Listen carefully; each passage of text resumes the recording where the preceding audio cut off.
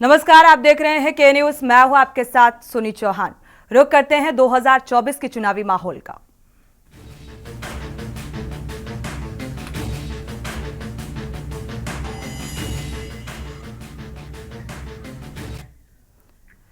साल 2022 में समाजवादी पार्टी के सबसे बड़े दुर्ग में भारतीय जनता पार्टी ने सेंध लगाते हुए उपचुनाव में रामपुर लोकसभा सीट पर अपना कब्जा जमा लिया और रामपुर सपा नेता आजम खान का गढ़ कहा जाता है, पर इन दिनों वो जेल में है। लेकिन रामपुर में आज भी आजम का सियासी वर्चस्व जो है वो बरकरार है। हाल ही में सपा नेता ने सीतापुर जेल से पार्टी कार्यकर्ताओं का मनोबल बढ़ाने के लिए अखिलेश यादव को यहां से चुनावी मैदान में यानी कि चुनाव लड़ने के लिए आमंत्रित किया था और सपा प्रमुख ने आजम खेमे के विरोध को दरकिनार करते हुए दिल्ली के मौलविया मौलाना मोहिबुल्लाह नदवी को रामपुर लोकसभा सीट से मैदान में उतारा, जबकि बीजेपी ने इस सीट से अपने वर्तमान सांसद घनश्याम लोधी को चुनावी दंगल में उतारा है। ऐसे में चाकू के लिए मशहूर रामपुर में सियासी धार कैसे तेज होगी, 24 का चुनावी माहौल कैसा रहेगा, देखिए इस रिपोर्ट के जरिए। उत्तर प्रदेश के रामपुर की सियासत पिछले कुछ सालों में सुर्खियों में रही है। सूबे का हाई प्रोफाइल जिला रामपुर वैसे तो अपने चाकुओं के लिए मशहूर है, लेकिन यहाँ की सियासत में भी तेज धार है। रामपुर लोकसभा क्षेत्र में स्वार, चमरौआ, बेलक, रामपुर और बिलासपुर विधानसभा सीट शामिल हैं। इस बार बीजेपी ने घनश्याम सिंह लोधी को फिर से उम्मीदवार बनाया है। उनका मुकाबला समाजवादी पार्टी के मोहिबुल्लाह नदवी से है। घनश्याम सिंह लोधी का दावा है कि वे क्षेत्र में कराए गए विकास कार्यों के दम पर आसानी से जीत हासिल करेंगे। हमारी पार्टी और हम लोग सब विकास को लेकर जनता के बीच में जा रहे हैं और 2 साल पहले मैं चुना गया था यहाँ से सांसद और मैंने कार्यकर्ता के रूप में काम किया और जनता के बीच में रहकर मैंने काम किया और बहुत सारे विकास हैं जो जनहित में किए नहीं कराए थे लोगों ने, मैंने कराए और उससे प्रभावित होकर आज हिंदू जो मुसलमान सब भारतीय जनता पार्टी के साथ जुड़ रहा है, क्योंकि माननीय मोदी जी की नीतियां भी इस तरीके की हैं, सबका साथ सबका विकास, और उसके आधार पर आज कोई भी वर्ग हो समाज का वो माननीय मोदी जी के साथ खड़ा है। रामपुर में बड़ी संख्या में मुस्लिम आबादी है। कभी ये सीट समाजवादी पार्टी का मजबूत किला थी। बॉलीवुड अभिनेत्री जया प्रदा ने 2004 और 2009 में एसपी के टिकट पर यहां से चुनाव जीता था। 2014 में बीजेपी के डॉक्टर नेपाल सिंह और 2019 में समाजवादी पार्टी के आजम खान रामपुर से चुनाव जीते थे। हेट स्पीच केस में आजम खान की संसद सदस्यता रद्द होने के बाद हुए उपचुनाव में घनश्याम सिंह लोधी जीतने में कामयाब हो गए। इस बार सपा ने दिल्ली के मुस्लिम धर्मगुरु मौलाना मोहिबुल्लाह नदवी को टिकट दिया है। जनता के मुद्दे सब जगह यकसा हैं। बेरोजगारी है, एजुकेशन है, हेल्थ है, ये सब तो है ही, लेकिन सबसे बड़ी चीज़ ये है कि देश के संविधान पर, डेमोक्रेसी पर लोगों का विश्वास मजबूत हो, ये सबसे बड़ा मुद्दा है। और लोगों के जो आपस के रिलेशन हैं, शहरियों के आपस के रिलेशन जो हज़ारों साल से एक दूसरे से, एक मुल्क एक परिवार है, हमारा भारत एक परिवार है, जो वो कमज़ोरी आई है उस परिवार के उन रिश्तों को जोड़ना, ये सबसे पहली हमारी फर्स्ट प्रायोरिटी है। कई बड़े जनप्रतिनिधि चुनने के बावजूद रामपुर अब तक विकास की राह तलाश रहा है। इस बार वोटरों के मन में क्या है, इसका भी इशारा वो कर रही हैं। मैं तो यही चाहूँगा यही सरकार दोबारा आए और इसी सरकार की दोबारा ज़रूरत है। कैसे हमारे तो देखिए, हमें जो मतलब है अपने कारोबार से, हम तो इन चीज़ों में पड़ते नहीं है किसकी सरकार, मगर जिस सरकार ने हमारे काम को आगे बढ़ाया, जिस सरकार ने हमारे काम में मेहनत करी, हम तो उसी को अच्छा कहेंगे। इस बार तो वोटिंग इस मुद्दे पे देके करें, जो बहुत पुराने जो हमारे काम थे वो उन्होंने सिद्ध करें और गरीबों की देखभाली के लिए इन्होंने अनाज और धन बांटने की योजना बनाई। इस वजह से हम वोट देना पसंद करेंगे। रामपुर में आम चुनाव के लिए 19 अप्रैल को वोट डाले जाएंगे और नतीजे 4 जून को आएंगे।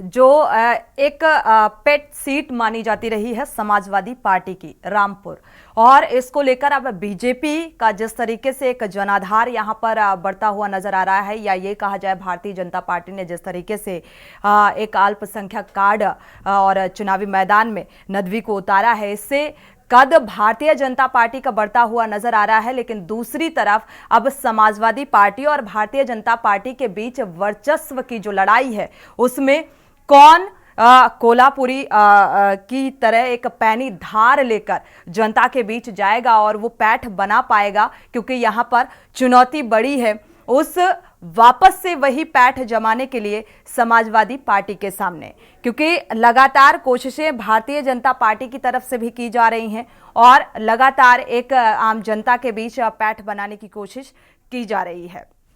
क्योंकि यूपी के रामपुर में बदलते राजनीतिक समीकरण को लेकर जो गहमा गहमी का माहौल देखने को मिल रहा है, क्योंकि आजम खान जब से जेल में है उसके बाद से देखा जाए आजम खान का एक चुनावी और इसी को लेकर आज चर्चा करेंगे। सुशील एडवोकेट हैं, वरिष्ठ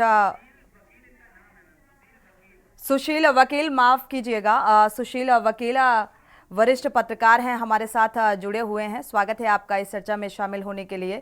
सुशील जी, रामपुर जो लोकसभा सीट है, अगर यूपी के रामपुर के बदलते समीकरण पर एक नजर डालें, क्योंकि भारतीय जनता पार्टी का जो कद है यहां पर बढ़ता हुआ नजर आ रहा है, क्या कुछ सियासी समीकरण आप देख पा रहे हैं?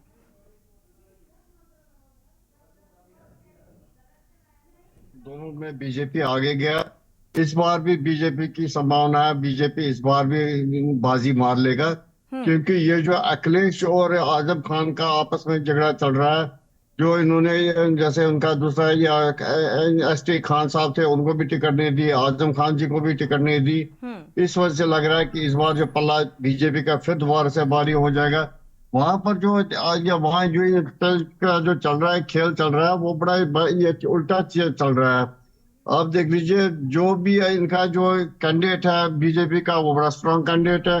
हालांकि आजम खान के फैमिली से कोई नहीं, अगर हो सकता था अगर आजम खान के परिवार से कोई लड़ता फिर भी मान लेते थे जो थोड़ा उनका, क्योंकि उन्होंने 4 शतक से उनका वहां राज चल रहा था, उसमें थोड़ी बहुत पॉसिबिलिटी थी कि इनका स्ट्रांग कैंडिडेट होगा, फैमिली के नाम पे लेंगे, लेकिन वो भी नहीं हुआ। इस बार इनके फैमिली से बाहर का कैंडिडेट है, इसलिए लग रहा है कि वो जो भी आजम खान का जो पहले जोर दबा चल रहा था वहां पर, वो इस बार काम नहीं करेगा, क्योंकि पहले ही वो तो एक जेल में भी है। अब दूसरा उन्होंने जो अत्याचार लोगों पे किया, जमीन उनकी हड़प कर ली, फिर कागज उनको जबरदस्ती अपने नाम पे करवा दिए। यूनिवर्सिटी में तो आधे से ज्यादा जमीन जो लोगों से जबरदस्ती लिया गया हुआ है, और दूसरा इनके खिलाफ जो करप्शन के केसेस वगैरह है, उससे इनके भी आजम खान का जो है पल्ला इस बार भारी नहीं रहेगा।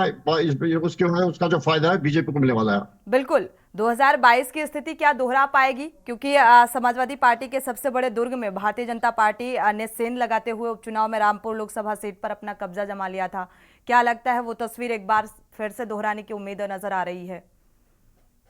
बिल्कुल बिल्कुल आ रहा है। इस हिसाब से पिछली बार जेपी नड्डा साहब बीजेपी के प्रधान भी गए थे, उन्होंने भी सारे काम बीजेपी के गिना दिया कि पिछले भी 10 साल में बीजेपी ने वहां पर कितना काम किया, लोग उनसे खुश है। दूसरा चीज है 50% वहां की पॉपुलेशन जो है सारी मुस्लिम पॉपुलेशन है। आप देख लीजिए बीजेपी के साथ बहुत सारी महिलाएं बीजेपी को वोट दे रही है, कि बीजेपी ने जो महिलाओं के लिए काम किया। पहले जो मुसलमान महिलाओं के साथ अत्याचार होता था ट्रिपल तलाक हटा दिया, फिर हर एक के घर में ये चूल्हा जल रहा है, गैस है, बाकी जो फैसिलिटी है, चावल फ्री मिल रहा है, हर एक चीज मिल रहा है, तो लोगों को उसकी वजह से तो बड़ा ही बीजेपी का भी ख्याल रखना पड़ता है।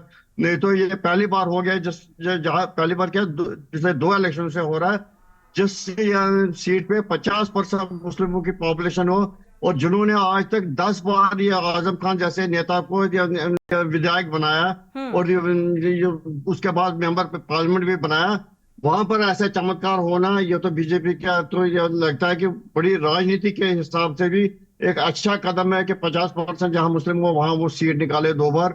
इस बार भी वही दोहरा देंगे, क्योंकि बिल्कुल। हालांकि अच्छा देखा जाए अभी भी समाजवादी पार्टी सपा सुप्रीमो यानी कि अखिलेश यादव मिलने जाते हैं, उन्हें बाकायदा आमंत्रित किया जाता है, आजम खान से मुलाकात होती है, रामपुरा सीट से किसे उतारा जाए इसको लेकर चिंतन और मंथन होता है, और स्थानीय लोगों के कैंडिडेट की जब घोषणा हो जाती है, उम्मीदवार उतारे जाते हैं समाजवादी पार्टी की तरफ से और या भारतीय जनता पार्टी की तरफ से, तो स्थानीय लोगों के भी कुछ आरोप निकलकर सामने आ रहे हैं। नदवी अखिलेश यादव द्वारा मैदान में जो उतारे गए हैं, पैराशूट उम्मीदवार बताया जा रहा है इन्हें। जी, वही मैं कह रहा हूँ, इसका जो फायदा मिलेगा वो बीजेपी को मिलने वाला है, क्योंकि जो अखिलेश जी और जब ये आजम खान आपस में मिले, उनका तो फिर उसके बाद ही तकरार आपस में शुरू हो गया। जो जो उसके दो क्या ही, जो आजम खान को भी टिकट नहीं दिया गया, फिर जो एसटी से ही वो खान साहब है, उनको भी टिकट नहीं दिया गया दूसरी कनेक्शन से। ये दिखा रहा था ये जो मतभेद है ना, इनका आपस में बहुत बड़ा हुआ है। उस वजह से क्या लग रहा है कि इनका आपस में लेकिन फिर भी समाजवादी पार्टी की तरफ से कोशिशें लगातार जारी हैं। शुक्रिया हमारे साथ इस चर्चा में शामिल होने के लिए। रामपुरा सीट बेहद अहम है।